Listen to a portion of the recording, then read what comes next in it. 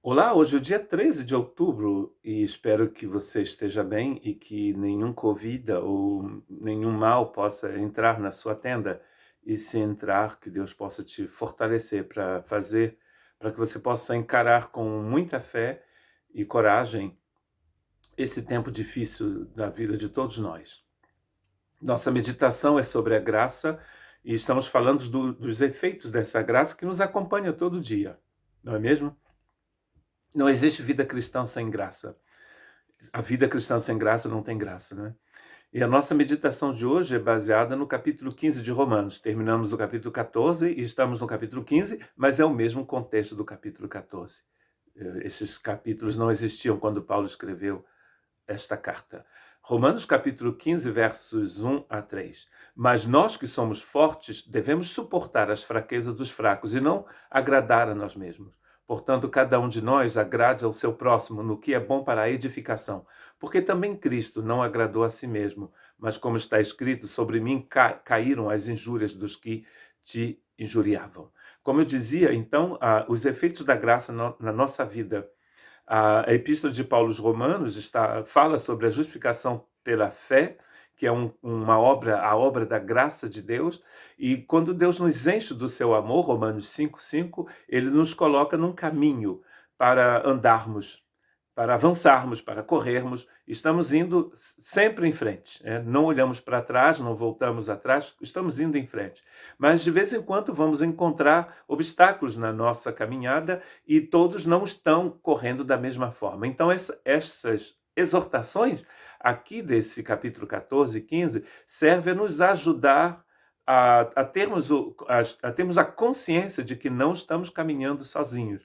Primeiro, estamos caminhando com o Senhor em nós, pela sua graça, e caminhamos com outras pessoas, né, que Deus colocou na nossa vida. Moisés, quando estava no Monte Sinai, quando recebeu as tábuas dos 10 mandamentos, o povo, então, naqueles dias, decide voltar a adorar um deus egípcio. Há muito julgamento da parte de Deus, inclusive, muita gente vai morrer.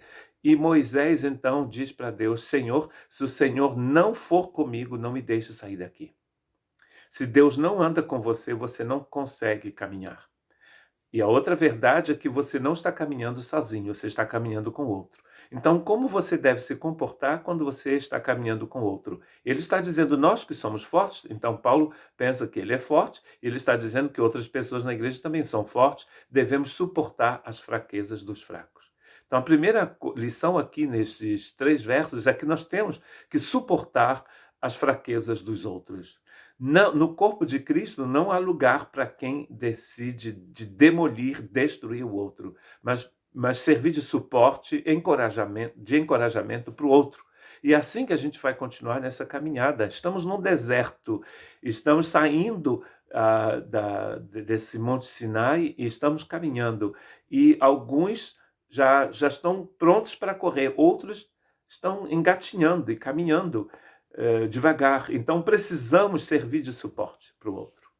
Uma coisa muito importante que precisamos saber é que existe uma lei da semeadura nas Escrituras, no reino de Deus, nos lugares celestes. Tudo aquilo que você semeia, você colhe. Portanto, cada um de nós agrade aos. Desculpa. E não agradar a nós mesmos. É a nossa segunda lição. A primeira é que temos que servir de suporte. E a segunda é que nós não podemos nos agradar a nós mesmos. Se nós vivemos uma vida simplesmente para nós mesmos, nós estamos simplesmente vivendo como seres humanos. É próprio do ser humano, da raça humana, de pensar a si mesmo primeiro. Ao seu clube, ao seu grupo étnico, à sua nação, à sua família. Isso é próprio da gente. Inclusive vem com a queda, essa coisa de pensar primeiro em você e de acusar o outro, de pensar que a culpa é do outro. Mas aqui e no reino de Deus não existe lugar para isso. Nós não podemos agradar a nós mesmos. Porque se você quiser só agradar a você mesmo, você não vai conseguir andar com Jesus. Não tem como você andar com Jesus e pensar em você mesmo. E a gente vai ver porque no final desse texto. A terceira coisa está no verso 2, quando ele diz: portanto, cada um de nós agrada ao seu próximo. Agradar ao próximo. Olha que coisa interessante. Ao invés de pensarmos somente na gente, a gente pensa no outro.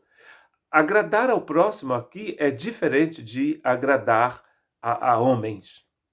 Nós vemos um texto em Gálatas 1:10 que diz: porque persuado eu agora a homens ou a Deus? Ou procuro agradar a homens? Se estivesse ainda agradando aos homens, não seria servo de Cristo. Então, olha aqui, está dizendo que a gente não fica bajulando a homens, né? Não aos irmãos, mas aos seres humanos em geral. Ou seja, eu não estou querendo agradar para receber presentes, para viver uma vida mais tranquila. Então, eu vou comprometer a mensagem do Evangelho para agradar as pessoas. Isso é proibido aqui. Inclusive, Paulo está dizendo que ele não faz isso. Ele diz também em 1 Tessalonicenses 2:4, mas como fomos aprovados de Deus para que o Evangelho não nos fosse confiado, assim falamos não para agradar aos homens, mas para agradar a Deus, que prova o nosso coração.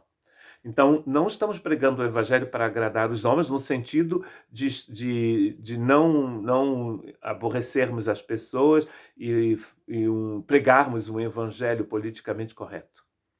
Quando ele diz agradar ao próximo, é ser agradável, é ser uma fonte de bênção e de prazer para outra pessoa.